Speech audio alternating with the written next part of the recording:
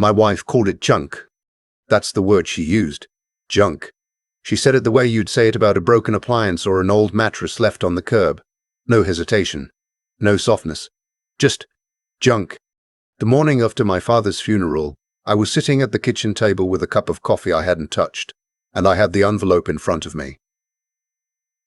It was a plain white envelope, the kind you get at any drugstore, with my name written on the front in my father's handwriting. Shaky handwriting, the kind that comes from hands that spent too many years doing hard work and then spent the last few months losing the fight against something harder. My daughter had found it tucked inside his Bible, which she'd picked up from his nightstand when we were clearing out his room at the care facility. She handed it to me without saying anything. She just held it out and looked at me the way she'd been looking at me all week, like she was waiting for me to fall apart and also hoping I wouldn't. I didn't open it until we got home. Inside was a savings passbook. One of those old ones with the pale green cover and the columns printed in faded ink. The kind bank stopped issuing 20 years ago. My father's name was on it, Harold Dean Whitfield, along with an account number and a branch address for a community bank in Millbrook, Ohio. The town where I grew up. The town where I grew up. The town I hadn't lived in since I left for college at 18. There was also a folded note, just 3 lines. Son, this is yours. Go to the bank in person. Ask for the branch manager only. Don't let anyone talk you out of going. That was it. No explanation, no dollar amount, nothing else. My wife read it over my shoulder. I felt her presence before I heard her voice, that particular stillness she gets when she's about to say something she's already decided. An old passbook from a bank in Ohio, she said. That account is probably closed. It's probably been closed for decades. I didn't say anything. We just drove 14 hours to bury him and came back with an empty house and a stack of bills, she continued. And now you want to drive back to Millbrook for a passbook from 1987. I turned it over in my hands. The last entry was from 2019. Someone had made a deposit 4 years ago. It's not from 1987, I said. She made a sound, not quite a laugh. The kind of sound that means you're being naive without bothering to form the words. Then she went to bed. I sat at that table until 2 in the morning. My father and I had a complicated history. I don't think that's unusual. Most men my age, when they're honest, will tell you the same thing about their fathers. He was a quiet man, not cold, but contained. He grew up during a time when you didn't talk about money, you didn't talk about feelings, and you certainly didn't ask for help. You just worked. You kept your head down. You provided. He worked for 31 years at a machine shop outside Millbrook. He retired at 63 with a pension that barely covered his apartment and his medications. Or so I thought. After my mother passed, that was 11 years ago, I offered to move him closer to us. We live in Columbus. It's not far. But he refused. He said Millbrook was his home. He said he had his church, his neighbor Walt across the street, his Wednesday morning coffee group at the diner. He said he was fine. I called every Sunday. I visited 4, maybe 5 times a year. My wife came with me the first few years and then stopped. She didn't dislike my father, I don't think.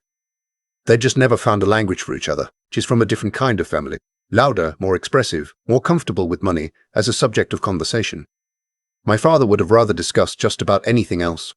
In his last 2 years, when his health declined and we moved him to the memory care facility in Millbrook, my wife's patience with the situation wore thin in ways I pretended not to notice. The drives. The time, the cost of the facility, which came out of their own savings, my father having insisted on paying his own way as long as possible. It's what it is, she would say, which is a phrase I came to dread because it always meant this is a burden and I want you to acknowledge it. I acknowledged it, but I also loved my father, and I was not going to throw away the last thing he ever gave me. I didn't tell my wife I was going. I know how that sounds. After 34 years of marriage, there are things you stop explaining because the explanation costs more than it's worth. I told her I had some of his affairs to settle, which was true, and that I'd be back in 2 days. She nodded without looking up from her phone. I drove to Millbrook on a Thursday morning in October. 4.5 hours. I listened to a baseball game on the radio for a while and then turned it off and drove in silence through the flat, wide fields of central Ohio. The corn had been harvested. The fields were brown and empty. Everything looked exactly the way I remembered it, and nothing felt the same. The community bank was still there. First Millbrook Savings. It sat on the corner of Elm and Third, in a building that had been a bank as long as I could remember. They'd updated the signage at some point, put in new windows, but the bones of the place were the same. There was a flag out front and a small parking lot on the side. I sat in the car for a few minutes. My father's note said to ask for the branch manager only. I called ahead and confirmed there was a manager on site. Her name, the receptionist told me, was Mrs. Aldridge. I walked in. The lobby was quiet. 2 tellers behind the counter, 1 customer at the window. A waiting area with 4 chairs and a low table with magazines no one reads. I went to the front desk and said I had an appointment with Mrs. Aldridge. She came out of a back office almost immediately. A woman in her mid-50s, professional and direct, with reading glasses pushed up on her head. She shook my hand and looked at me the way people look at someone they've been expecting.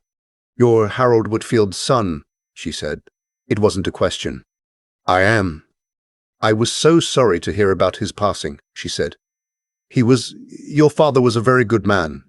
Please, come sit down." I followed her into a small conference room off the main lobby. She closed the door and sat across from me.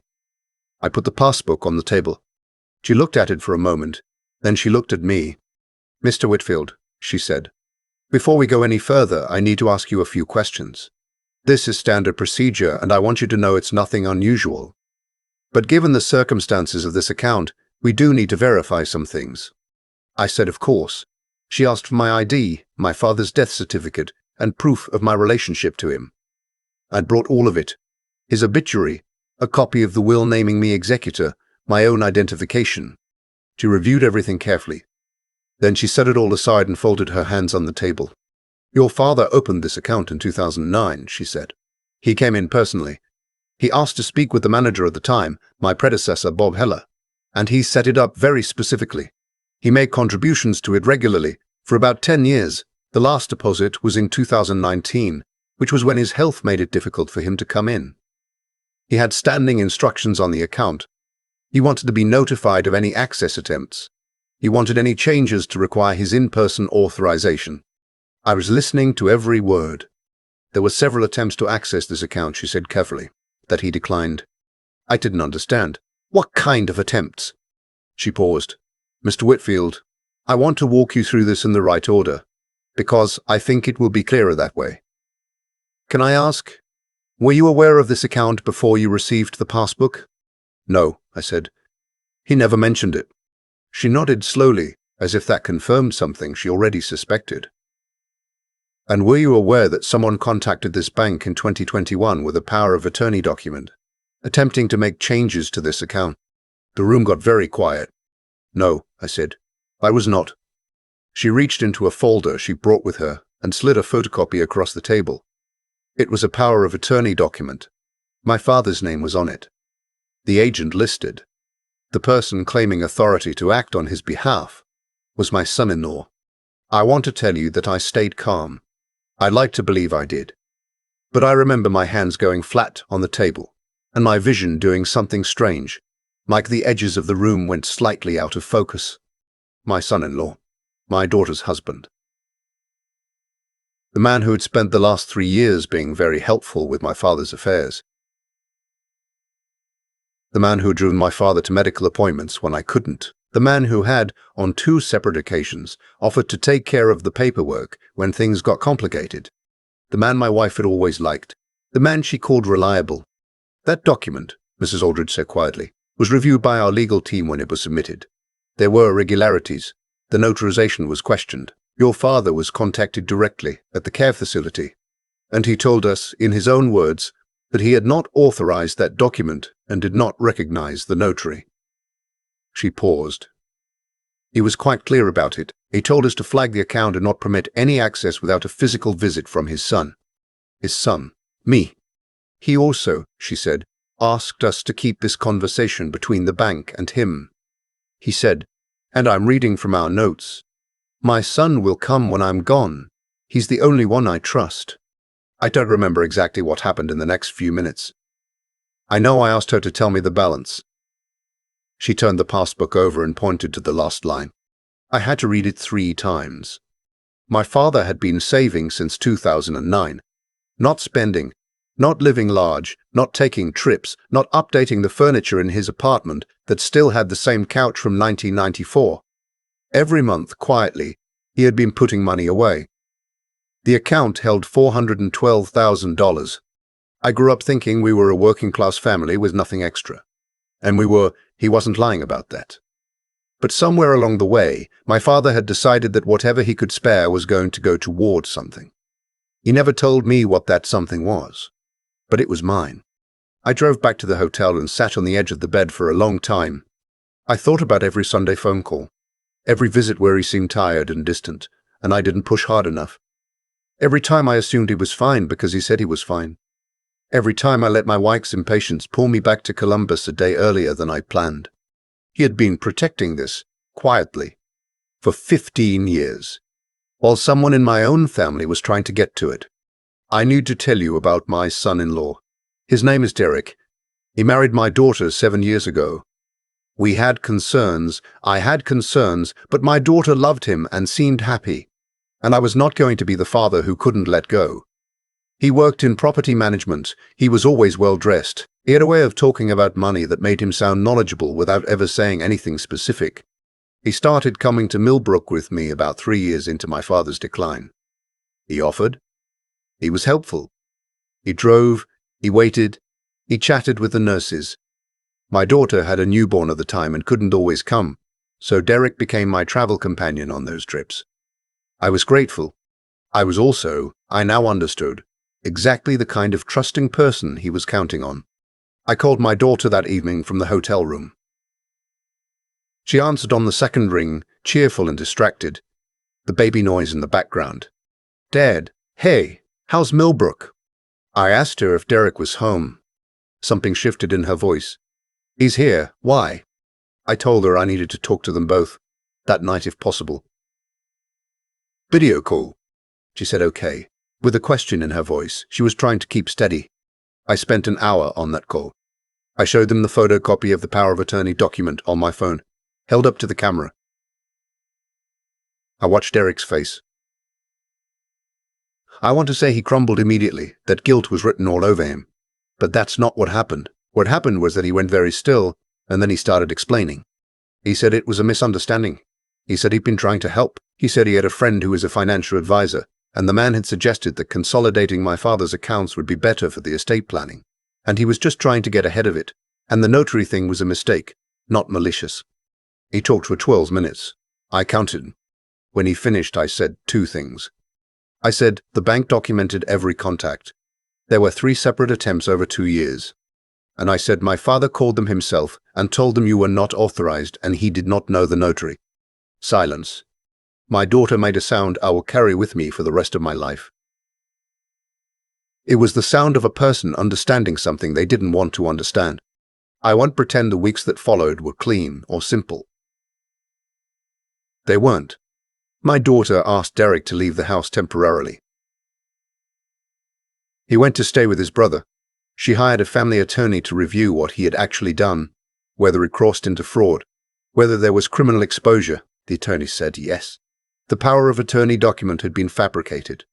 The notary, it turned out, was a man Derek knew through his property management contacts, unlicensed, operating illegally, with 3 other complaints on record. The matter was turned over to the county prosecutor. Derek was charged with attempted financial exploitation of a vulnerable adult and forgery. He pled guilty the following spring. He was sentenced to 4 years with the possibility of parole after 2. My daughter did not attend sentencing. She filed for the divorce the week before it. My wife. This is the part I've thought about the most.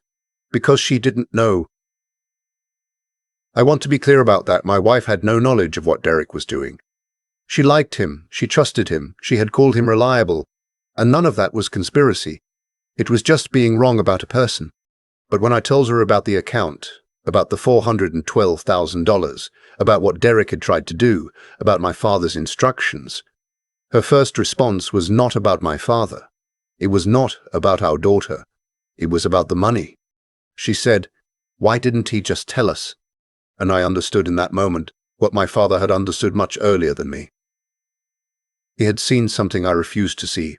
Not malice, just priorities. A way of looking at things that put the financial above everything else. He'd made his decision based on that understanding, and he'd protected what was his to give. I wasn't angry at her. I'm still not. But something shifted. We've been in counseling since March. We're working through it. Some things don't survive being examined too closely, and some things come out stronger. We're still finding out which one this is.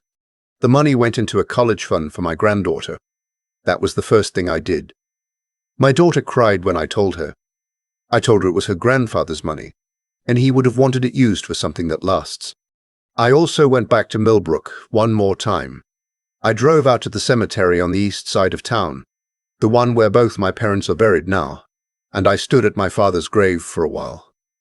It was January. The ground was frozen, and the sky was that flat gray color that Ohio does better than anywhere. I told him I went to the bank. I told him the manager was very kind. I told him I understood now why he'd done it the way he did, and I wasn't going to pretend I wasn't hurt by the parts I didn't understand yet. The silence, the distance, the years of keeping this entirely to himself. But I also knew my father well enough to know that wasn't coldness, that was protection, his version of it, the only version he knew how to give. I told him about his granddaughter, her name, the way she laughs, the way she grabs your finger and won't let go. The cemetery was empty except for me. There was no one to see a 63-year-old man standing in the January cold talking to a headstone, and I was grateful for that. My father was not a man who said I love you easily. Neither am I. We both grew up in the same house, learning the same lesson about how to hold things inside, because the outside world was too uncertain to trust with what actually mattered. But he trusted me with this. That's what I keep coming back to. Not the money, not the account, not the legal proceedings. The note. Those 3 lines in shaky handwriting. Don't let anyone talk you out of going. He knew someone would try. He knew I'd listen to them, because I always listen to everyone except myself. And he trusted me anyway. That's the most generous thing anyone has ever done for me, and I'll be trying to be worthy of it for whatever years I have left. I keep thinking about the couch, that old couch my father had in his apartment in Millbrook, the same one from 1994, with a worn armrest on the right side where he always sat. He had $412,000 in an account across town, and he never replaced that couch. He never took a trip. He never bought himself anything that wasn't strictly necessary. That's who he was. And for most of my life I thought that was just stubbornness. Now I understand it was something else entirely. What Derek did had a logic to it, the way most betrayals do. He watched a quiet old man who didn't talk about money and assumed silence meant ignorance. He saw a son who trusted too easily and figured that trust was a door he could walk through. He was methodical about it. 3 separate attempts over 2 years, a forged document, a fake notary. That's not a mistake or a moment of weakness. That's a decision made over and over again. And decisions like that carry a weight that eventually lands somewhere. It landed on him. 4 years. A collapsed marriage. His name attached to the words, financial exploitation of a vulnerable adult in a county court record that doesn't go away. I'm not glad about any of it. I want to be honest about that. My daughter lost her husband. My granddaughter lost her father being present the way a father should be. That's real damage, and no amount of justice in a courtroom makes it clean. But I've had to sit with my own part in this. I trusted Derek because it was easier than looking closely. Because looking closely takes something, it takes the willingness to be uncomfortable, to ask hard questions of people you want to believe in. My father had that willingness. He looked at Derek and saw something the rest of us didn't, or wouldn't. He didn't make a scene about it. He didn't accuse anyone. He just quietly built a wall around what was his and left me a key and a note that said, Don't let anyone talk you out of going. That note was the most intelligent thing he ever gave me. Not because it pointed to money, because it pointed to me, to the specific weakness in me that he'd spent 63 years watching.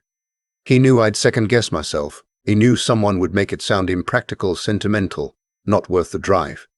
He knew I'd almost listen, and he trusted me to push through it anyway. That's what I carry now. Not the account balance, not the legal outcome. The fact that my father believed I had enough in me to do the right thing even when it was inconvenient. Even when the person discouraging me was someone I shared a bed with, that kind of faith in a person. Quiet, unannounced, never spoken aloud. That's a harder thing to receive than money. It asks something of you. It says, now live up to it. My granddaughter is 2 years old. She doesn't know any of this yet. Someday she will, or some version of it. And I hope that when she's old enough to understand, what she takes from it isn't the betrayal or the courtroom or the divorce. I hope she takes the couch, the old man who sat on the worn armrest every evening and put something away every month, and never said a word about it to anyone. The kind of integrity that doesn't need an audience. The kind of persistence that looks like nothing from the outside until one day it isn't nothing at all. That's what I'm trying to be. I'm not there yet, but I know what it looks like now. I've seen the evidence.